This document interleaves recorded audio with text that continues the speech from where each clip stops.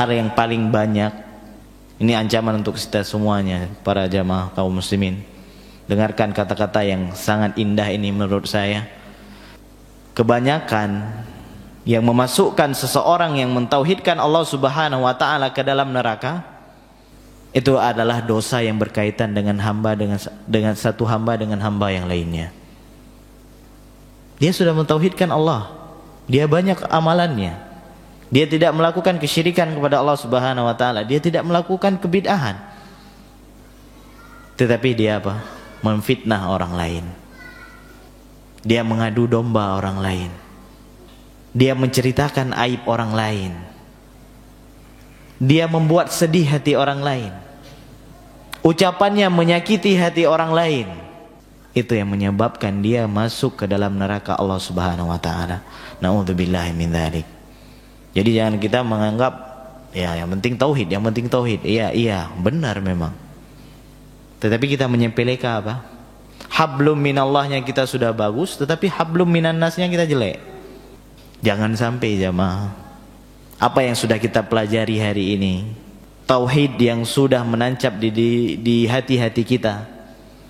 Kita sudah paham dengan tauhid, sudah paham dengan sunnah, tetapi lidah kita masih tajam kepada orang lain, tajam kepada tetangga kita, tajam kepada saudara kita, bahkan lebih kadang tajam kepada apa?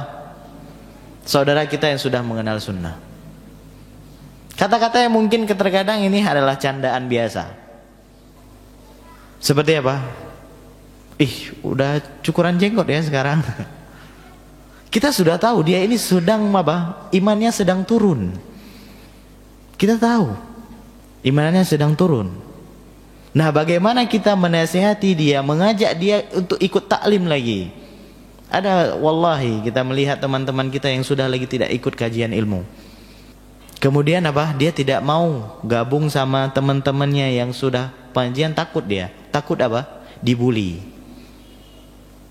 Takut dibully, takut ditanya-tanya. Dan kita nggak perlu introspeksi orang lain, nggak perlu apa? Mensidak orang lain. Udah potong jenggot kenapa ini? Kita sudah tahu. Nah, bagaimana kita menasihati orang tersebut? Karena kalau kita mau jujur, kita juga melakukan dosa. Kita pernah turun imannya. Mungkin orang lain juga tidak tahu.